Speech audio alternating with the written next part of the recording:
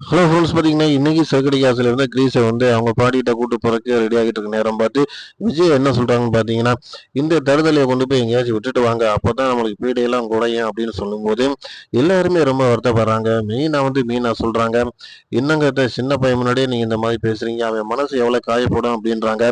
அண்ணாமலை வந்து சொல்றாரு, என்னம்மா இப்படி பண்ணிட்டு இருக்க, அவன் பேச்சு வர வர சரியே இல்லை, அதுவும் குழந்தைங்க முன்னாடி இப்படி பேசுறது தப்பா அவனுக்கு தெரியல அப்படின்னு சொல்லும்போது விஜயா சொல்றாங்க, நான் ஒன்றும் தப்பா ஒன்றும் சொல்ல கிடையாது. ஒருவேளை வந்து அவங்க பாட்டி இறந்து போயிட்டாங்கன்னா இந்த பையனால எனக்கு பிரச்சனை தான் கூடும். பழையபடிக்கு எல்லாரும் சேர்ந்து நம்ம வீட்டுக்கு வந்தாங்கன்னா நான் என்ன செய்ய முடியும்?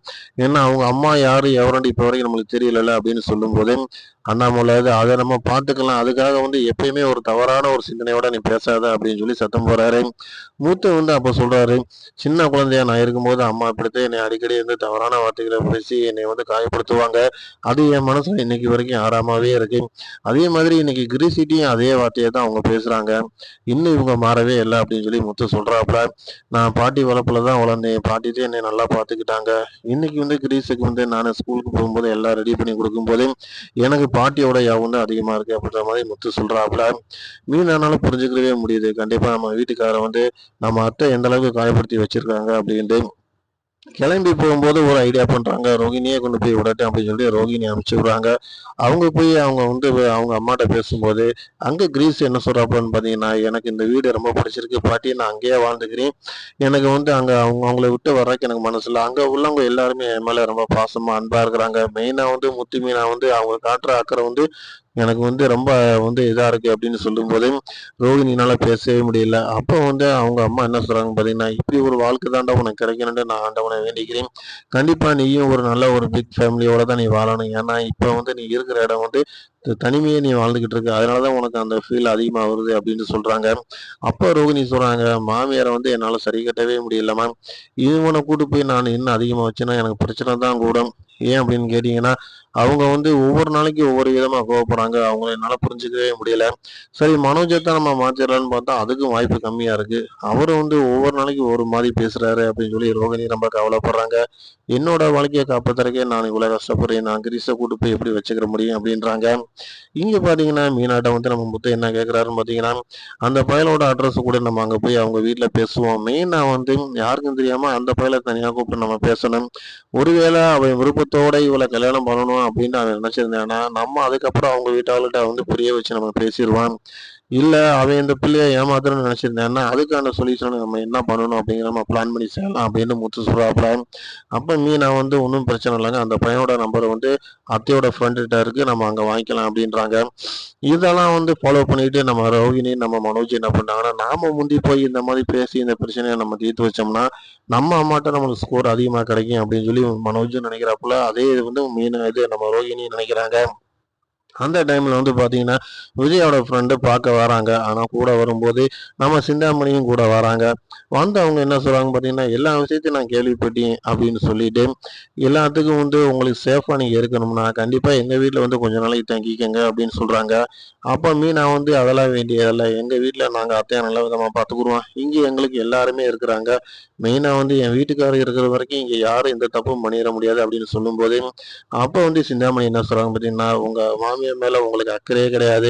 அவங்க எப்படியாச்சும் போனா பரவாயில்லன்னு நினைக்கிறீங்க. ஏன்னா அந்த குடும்பமே குலகார குடும்பம். ஒருவேளை வந்து உங்க அத்தை ஏதாச்சும் பண்ணிட்டா உங்களுக்கு சந்தோஷம் தானா?" அப்படின்னு சொல்லும்போது சுருதி சத்தம் போடுறாங்க. "அப்படியெல்லாம் கிடையாதுங்க.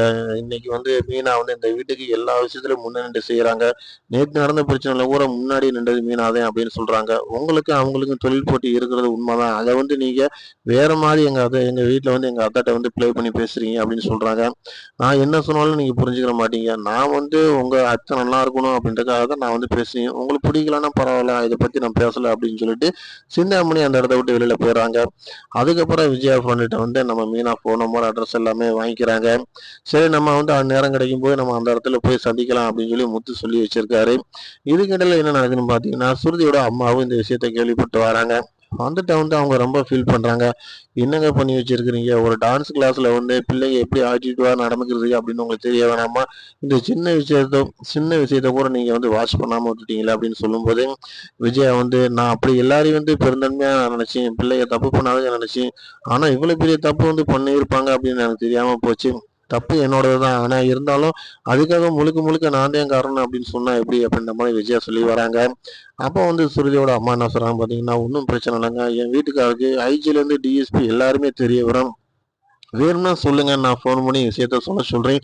அவங்கள கூண்டோட புடிச்சுருவாங்க" அப்படின்னு சொல்லும்போது, அப்ப பிரச்சனை வந்து நம்ம இடத்துல நடந்திருக்கனால நம்மளுக்கு தான் உள்ள போ வேண்டியது வரும். ஏன்னா, ஸ்கூல் வச்சு நடத்துறதுல இந்த தப்பு நடந்தா அதுக்கு நம்மளும் பொறுப்பு அப்படின்ற மாதிரி நம்ம சுருதி சொல்றாங்க. அப்ப விஜயாவுக்கு பயமா இருக்கு. இவ்வளோ பெரிய பிரச்சனைய எப்படி தீர்க்க முடியும்? ஒருவேளை முத்து இந்த பிரச்சனைய ஈஸியா முடிச்சு குடுத்துருவானா என்னன்னு தெரியலையே அப்படின்னு சொல்லி விஜயா யோசிக்கிறாங்க. அந்த டைம்ல வந்து மனோஜ் என்ன பண்றாப்புலன்னு பார்த்தீங்கன்னா, ஒரு பெரிய பிளான் பண்றாரு.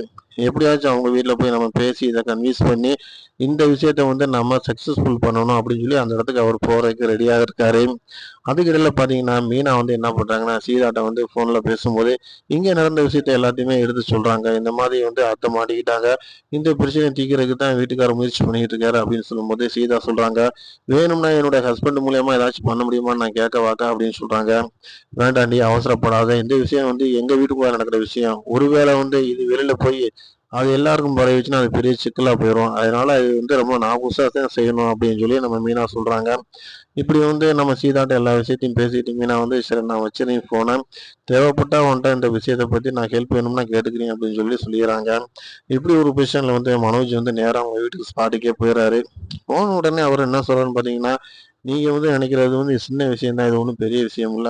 நாம அந்த பையன்ட்ட பேசி பார்ப்போம். ஒருவேள அவன் வந்து கல்யாணத்துக்கு ஒத்துக்கல அப்படின்னு சொன்னா, குழந்தைக்கு வந்து நம்ம அபார்ஷன் பண்ணிட்டு வேற ஒரு நல்ல இடத்துல மாப்பிள்ளைய பார்த்து குடுத்துடலாம்ல" அப்படின்னு சொல்லும்போது, அந்த வீட்ல இருக்கவங்க எல்லாருமே கொதிச்சு போயிறாங்க.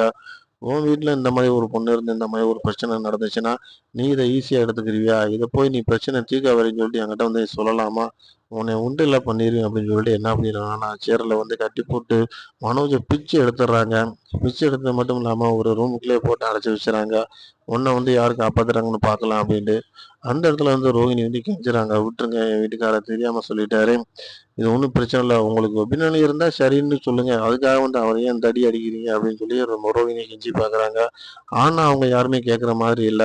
பொண்ண பார்த்து நாங்களே பாதிப்புல இருக்கிறோம். நீங்க என்னடான்னா 1க்கு 9 இந்த மாரி பேசிட்டு இருக்கீங்க. இது சரியா வருமா? உங்க வீட்டுக்காரர் வந்து 4 நாளைக்கு ரூம்ல வந்து பட்டினி போடுனாத்தான் அவர் சொன்னபடி கேட்பாரு அப்படின்னு சொல்லி மனோஜ வந்து அடைச்சு வச்சுடுறாங்க. மனோஜும் நாளையும் தப்பிக்க முடியாம முழிச்சுக்கிட்டு இருக்காரு.